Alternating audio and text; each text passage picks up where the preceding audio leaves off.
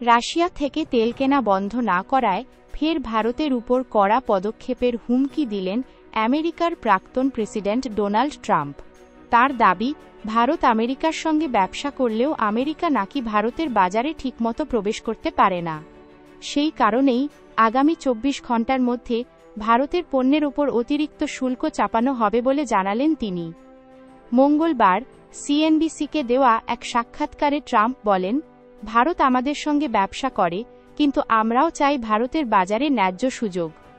এ প্রসঙ্গে ট্রাম্প দাবি করেন, ভারত রাশিয়া থেকে তেল কিনে তা খোলা বাজারে বিক্রি করে মুনাফা করছে, যা অগ্রহণযোগ্য। তিনি আরও বলেন, রাশিয়া ইউক্রেন যুদ্ধকালে ভারতের এই ভূমিকা অনৈতিক। এই হুমকি অবশ্য নতুন নয়। সোমবার ট্রুথ সোশ্যালে দেওয়া এক পোস্টেও তিনি ভারতের বিরুদ্ধে একই অভিযোগ এনেছিলেন।